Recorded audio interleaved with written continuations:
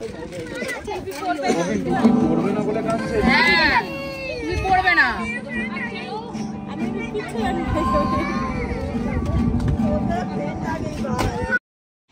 আমি আর ভিডিওটা কন্টিনিউ করতে পারিনি, অলরেডি 2 দিন হয়ে গেছে। তো এই ভিডিওটা পোস্ট করতে আমার দেরি হয়ে গেল একটু নেটওয়ার্ক সমস্যার জন্য। আর যেটা বলার জন্য আমি আবার ক্যামেরাটা অন করলাম, ঘুরতে এসেছি কিন্তু একটু মানসিক শান্তিটা হারিয়ে গেছিলো হঠাৎ করে। এখন ঠিকঠাক আছে সব কিছু। সেদিনের কথা বলছি, মানে যেই দিন এই ভিডিওটা তোমরা যেদিনকার দেখলে, যেদিন আর কি আমরা সিমলাতে এসেছি, সেই দিন আসার পথে আমার ফেসবুকে দেখলাম আমার ফেসবুক পেজটা সাসপেন্ড হয়ে যায় হঠাৎ করেই। কারণ আমি এমন কোনো রুলস ভাঙিনি যে আমার ওরকম হতে পারে। ফেসবুকটা আমি নতুন পেজ করেছিলাম, সেটাও তোমাদেরকে হয়তো জানিয়েছিলাম, কারা কারা দেখেছো জানি না। অলরেডি আমি 3টে পেজ এই 3 বছরে বানিয়ে ফেলেছি।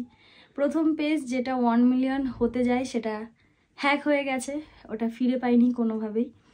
দ্বিতীয় আরেকটা পেজ করেছিলাম রণপ্রীতি নামে, প্রীতি রণ নামে, সরি, ওই পেজটাও নষ্ট হয়ে যায়।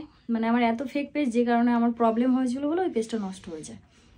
তারপরে আরেকটা পেজ করলাম যেটাতে তোমরা এখন আর কি, আমি তোমাদেরকে এই কিছুদিন আগে আপডেট দিয়েছিলাম, এটা আমি একটা নতুন পেজ ক্রিয়েট করেছি যেখানে 1,08,000 ফলোয়ার্স হয়ে গেছিলো। তো সেই পেজটা হঠাৎ করেই দেখি সাসপেন্ড হয়ে যায়। পরে জানতে পারলাম যে শুধু ফেসবুক না, ইউটিউব, ইনস্টাগ্রাম সমস্ত সব কিছু আমার শুধু সাসপেন্ড এটা হয়েছে, মানে আমার সব কিছু রিমুভ করে দেওয়ার জন্য কারোর কাছে গেছে।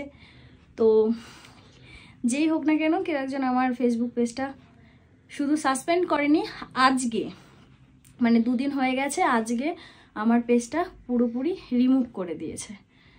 আর আপডেট পেয়েছি আমি সব কিছু। এখন হয়তো আমি তোমাদেরকে ওইভাবে বলতে পারছি না সমস্ত সব কিছু খুলে, জানি না এরকম শত্রুতা কি করে হয়ে গেল। তো এখন একটু মনের মধ্যে একটু ভয় আছে, খারাপ লাগা আছে, যেগুলো আমি এত কষ্ট করে তৈরি করেছি সেগুলো আমার হাত থেকে বেরিয়েছে, নষ্ট হয়ে যাচ্ছে, খারাপ লাগছে। তো ফেসবুকটা পুরোপুরি নষ্ট হয়ে গেছে, ওটা আমি আর ফিরে পাবো না। ইনস্টাগ্রাম নিয়ে প্রবলেমে আছি, ইউটিউব নিয়ে প্রবলেমে আছি, জানি না ভগবান কি করবে, এইগুলো কি হবে না হবে আমি কিছু জানি না। আর ফেসবুকটা কোনোভাবেই আমি ফেরাতে পারবো না, মানে এমন কিছুই হয়ে গেছে। কে করেছে না করেছে সমস্ত কিছুই আমার জানা, কিন্তু ঠিক আছে, তো এটাই তোমাদেরকে জানানো ছিল। কেউ একজন আমাকে কমেন্টে করেছিল যে দিদি তোমার পেজটা খুঁজে পাচ্ছি না, আর এমনিতেও আমি তোমাদেরকে জানাতাম, কিন্তু একটু দেরি হয়ে গেল, আর ভিডিওটা আপলোড দিতেও দেরি হয়ে গেল। এখানে প্রচণ্ড নেটওয়ার্ক সমস্যা ছিল বলে আমি আপলোড দিতেই পারছিলাম না। তো যাই হোক, এইটাই আপডেট দেওয়ার ছিল। জানি না ভগবান কি করবে, কতদিন থাকতে পারবো, কতদিন তোমাদের সামনে এরকম ভিডিও দিতে পারবো তাও জানি না। এখন মনের মধ্যে একটা ভয় ঢুকে গেছে, মানে কোনো গ্যারান্টি পাচ্ছি না। এটা খুবই ইজি জানো। সত্যি মানুষের কি বিবেচনা। আজকে এই যে প্রীতি আবারও শুরু থেকে শুরু করলো, নিজের ভিডিওতেও বলেছে যে তার ফেসবুক পেজ এবং ইনস্টাগ্রাম পেজটাও গেছে, কিন্তু এখন ইউটিউবটাও খাওয়ার জন্য রীতিমতো বসে আছে। আমরা তো জানি যে এরা ভীষণ চালাক। এবার এটা কে করেছে না করেছে এটা কিন্তু ধারণা করেই নিয়েছে, আর কে করাতে পারে সেটা কিন্তু সবাই জানে। তাহলে এই ননদিনী রাক্ষসিনী ভালোই জানে, এই টেকনিক্যাল জিনিসগুলো ভালো জানে। হ্যাঁ, তো তাই একে হঠাৎ একটা ফেক স্ট্রাইক পড়েছে। আমরা কমিউনিটি পোস্টটা দেখলাম, খুব খারাপ লাগছে। একটা ভিডিও করেছিলাম আমি গত 2 দিন আগে ভিডিওটা করেছিলাম, আমার ডিলিট হয়ে যায়, গ্যালারি থেকেই ডিলিট করে ভুলবশত আর কি ডিলিট করে ফেলি আমি। তো ওই ভিডিওটা আমি করেছিলাম এবং আমি পোস্ট করব বলে আর আপলোড দিইনি, কিন্তু আমি ক্লিয়ার করে দিই। ভিডিও করে না আর হয় না, জায়গাও তো থাকে না, অনেক কিছু প্রমাণ রাখতে হয় আমাদেরকে, তাই জন্য জায়গার বেশি নেই। তো ওই যেইটুকু জায়গা আছে একবার ভিডিও করে ডিলিট করি, আবার করি। তো এইরকম একটা মানে সিচুয়েশনে এসে দাঁড়িয়েছে। তো ব্যাপারটা হচ্ছে যে এই যে প্রীতিকে স্ট্রাইক মারা হলো, ফেক স্ট্রাইক, না হয় উঠে যাবে, উঠবে তো বটেই, ফেক স্ট্রাইক যখন মারা হয়েছে উঠবে তো বটেই। তো সেটাই আর কি হয়েছে। কিন্তু ফেসবুক পেজটা কি কারণে উড়ানো হলো? ফেসবুক পেজটা কিন্তু উড়িয়ে দেওয়া হয়েছে, তার সঙ্গে ইনস্টাগ্রামে যোগ আছে সেটাকেও উড়িয়ে দেওয়া হয়েছে। তাহলে এবার ফিরানোর কোনো চেষ্টাও করতে পারছে না সে, কেননা সে না এসে এখানে বলতে পারছে, না কিছু করতে পারছে। আমি বলবো প্রীতিকে, তুমি একবার ক্যামেরার সামনে এসে অন্তত বলো, না হলে এই জিনিসটা দিনের পর দিন ক্লিয়ার হবে না। আমরা তোমার আকার ইঙ্গিতে বুঝে গেছি যে তোমার ওই ননদিনী রাক্ষসিনী একদম নজর ফেলেছে তোমার ওই দিকে। তা আমরা বুঝতে পারি না তা না। তো সেই জন্যই আর কি এই জিনিসটা হয়েছে। আজকে হঠাৎ করে তোমার এই কমিউনিটি পোস্টটা দেখে আমার মনে হলো যে আবারও যেটা বলেছিলে তুমি যে ইনস্টাগ্রামটা হলো, ফেসবুকটা হলো, এইবার ইউটিউবটা না হয়ে যায়, সেটাই হয়ে গেল, সেইটাই কিন্তু হয়ে গেল। গত 3 দিন ধরে আমি ভিডিওটা ছাড়বো ভাবছিলাম, কিছুতেই হচ্ছিল না। বললাম না, ভিডিওটা ডিলিট হয়ে গেল গ্যালারি থেকে। তারপর করব ভাবছি, আর করাই হয়ে উঠছে না। এবং এই যে গামলাকে নিয়ে পড়ে আছি, রীতিমতো গামলা যা অত্যাচার, ওরে বাপরে ফোগলার গামলার, তো সেই জন্য আর কি আর হয়ে উঠছিল না।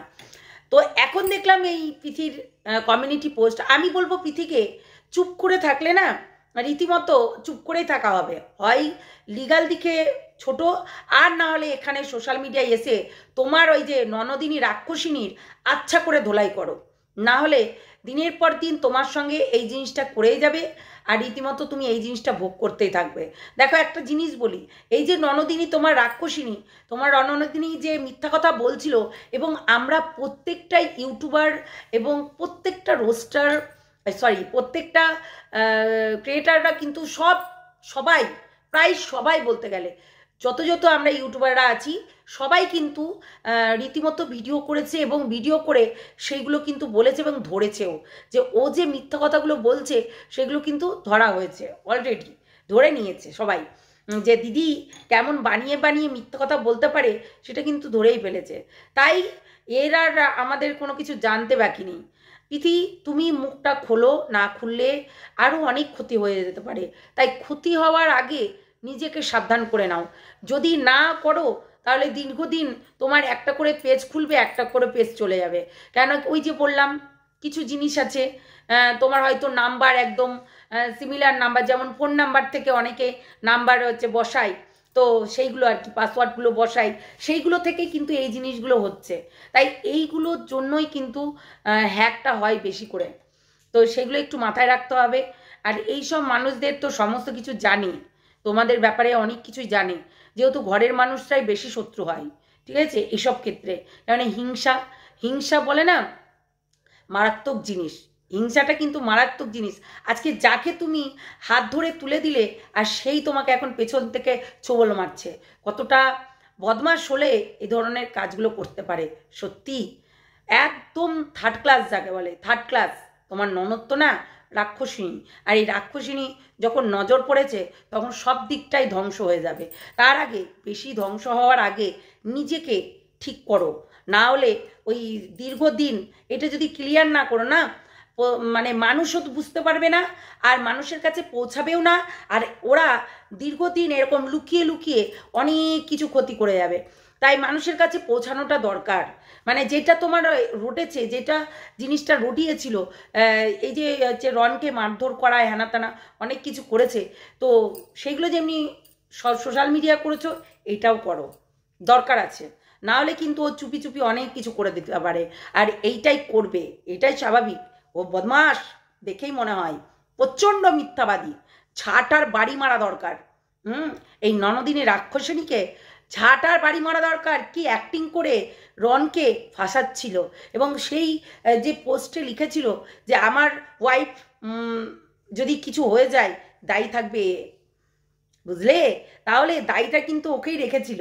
মানে তোমরা ভাবো বিষয়টা, যে রন কোথায় আর সে কোথায়, তো মরে গেলে ওর হবে, তাই না? সত্যি মারাত্মক জিনিস। তাহলে বিশাল চতুরতার সঙ্গে সে কাজগুলো করে চলেছে। তোমরা যদি না বলো, দিনের পর দিন এগুলো নিয়ে ঠকতেই থাকবে। আমার জেনে বলে সোশ্যাল মিডিয়ায় জানানোটা দরকার। তো চলো বন্ধুরা, সবাইকে good night, bye bye, tata. সবাই ভালো থেকো, সুস্থ থেকো, সাবধানে থেকো, টাটা।